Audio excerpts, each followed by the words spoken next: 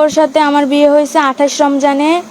ওর সাথে আমার সম্পর্ক 3 বছর প্লাস। তো হইতেছে আমার এর আগে একটা বিয়ে হয়েছে, ওর জন্য ও বলার কারণে আমার বিয়েটা ডিভোর্স হয়ে গেছে। তো বিয়ে ডিভোর্স হওয়ার পরে ওর সাথে আমার সম্পর্ক 3 বছর প্লাস। তো হইতেছে ও ওই দিন আমার সাথে দেখা করতে গেছে।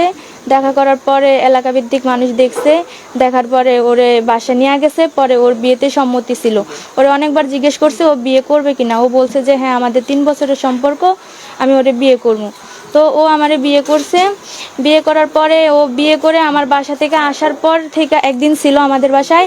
আসার পর থেকে ওরা আমি যত ফোন দেই, যত নাম্বার দিয়ে ফোন দেই, ও আমার কোনো ফোন রিসিভ করে না।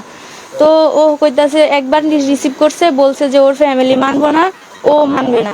তো ওর জন্য আমি সব জায়গায় ছুটি, সমাজের কাছে, ফ্যামিলির কাছে।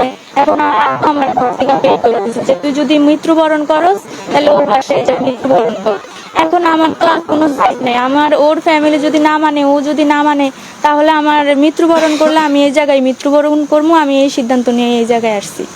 তুমি কি তার সাথে সংসার করতে চাও? জি, আমি ওনার সাথে সংসার করতে চাই। আর যদি ওর সাথে আমার সংসার না হয় তাহলে আমার মৃত্যু এ পর্যন্তই।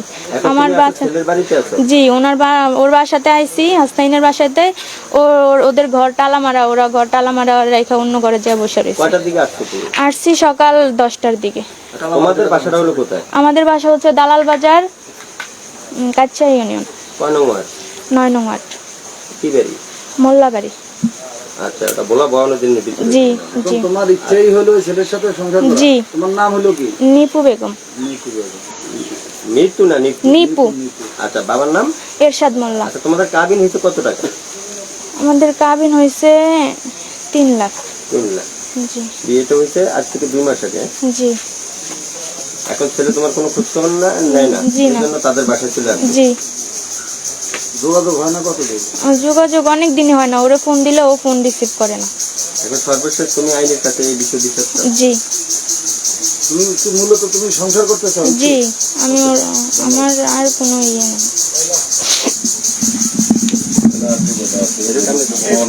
এই পরিবারে যারা আছে তাদের পক্ষ থেকে তোমার সাথে কোনো কথা বলা হয়েছে? তোমার এই ছেলের যারা গার্ডিয়ান আছে, ওর বিয়ে যেদিন হয়েছে ওর চাচা গেছে, আর হইতেছে ওর খালতো ভাই, মামতো ভাই, আরো ভাগনা টাগনা আসলে ওনারা গেছে। এখন যে তুমি আসছো বাসাতে আসা কাউকে পাও নাই? জি না, বাসাতে আসা কাউকে পাই নাই। আমি ঢোকা মাত্রই একজন বৃদ্ধ মহিলা ঘর তালা মেরা চলে গেছে। আবার আমি বসেছিলাম, 2 জন আইসা, একজন ছেলে একজন মহিলা ঘর খুইলা ঘরের ভিতরে ঢুকছে, 2টা কাগজপত্র জিনিসপত্র নিয়ে বের হয়ে গেছে। আমাদের ঘরের মধ্যে ঢুকতে দেয় নাই। কেউ তোমার কোনো প্রকার বাধা দিচ্ছে কিংবা মারধর করছে? বকাঝকা করছে অনেক। আমি চলে যাইতাম, আমি থাকতাম না, আমারে মানবে না।